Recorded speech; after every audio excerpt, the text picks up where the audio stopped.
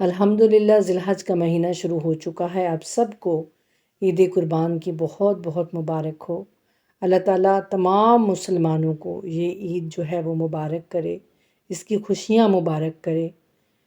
آپ سب جانتے ہیں کہ یہ قربانی کی عید ہوتی ہے۔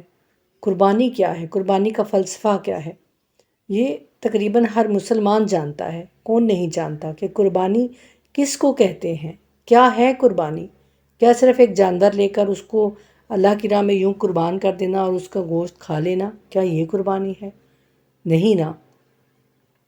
تو پھر آج اس ٹائم پر جب ہمارے مسلمان بہن بھائی فلسطین میں کٹ رہے ہیں، بھوکے ہیں، پیاسے ہیں، مصیبت زدہ ہیں، بے گھر ہیں، مظلوم ہیں، تو پھر ایسے میں کیا ہمارا بنتا ہے کہ ہم بڑے سے بڑے جانور لیں اور ان کی جو ہے وہ قربانیاں کریں اور ان کا گوشت بانٹیں اور کھائیں اور اپنی فریجیں بھریں؟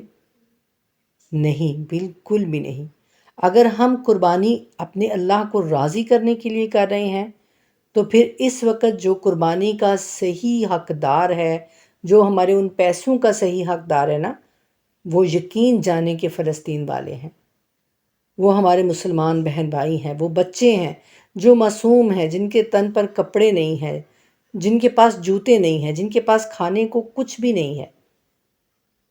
ہمیں ان کی حالت ہم سب دیکھ رہے ہیں ٹی وی پر، کون نہیں دیکھ رہا، کون نہیں جانتا، لیکن افسوس تو یہ ہے کہ ہم ان کے بارے میں بات کرنا بھی گوارا نہیں کر رہے۔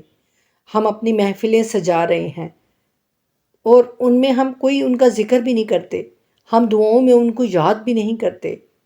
خدا کے لیے سوچئے کہ ہم کس نبی کی امت ہیں۔ ہمارے نبی مکرم صلی اللہ علیہ وآلہ وسلم وہ پوری اپنی امت کے لیے روتے رہے، اپنی امت کے لیے وہ دعائیں مانگتے رہے، تو کیا صرف ہم ان کی امت ہیں؟ وہ نہیں ہیں جو فلسطین میں کٹ رہے ہیں، شہید ہو رہے ہیں؟ کیا وہ رسول اللہ صلی اللہ علیہ وآلہ وسلم کی امت نہیں ہیں؟ ہے نا؟ ہم سب ایک ہیں، مسلمان بھائی بھائی ہیں، تو پھر ہم کیوں بھول گئے ہیں ان کو؟ ہمیں کیوں یاد نہیں ہے کہ ہمارے رسول نے کس طرح سے ہم سب کے لیے دعائیں مانگی ہیں؟ تو خدا کے لیے ان کے لیے دعائیں بھی کیجئے اور جو کچھ بھی آپ کر سکتے ہیں نا وہ ان کے لیے کیجئے۔ اگر آپ قربانی کرنا چاہتے ہیں تو اپنے پیسوں کو ان کے لیے بھیجئے۔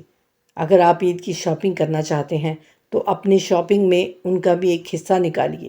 وہ بچے جو بے بس ہیں، بے گھر ہیں، لاچار ہیں، مجبور ہیں، بے لباس ہیں، ان کے لیے بھی سوچئے۔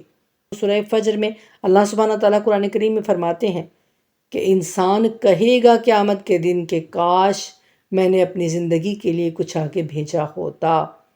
تو یہ جو دینا ہے نا ہمارا، یہ ہمیں اس وقت کے لیے کام آئے گا، یعنی یہ ہماری وہ جمع پونجی ہے جو اللہ کے پاس محفوظ ہو جائے گی، اور وہ تب ہمیں ملے گی جب ہمیں اس کی شدید ضرورت ہوگی۔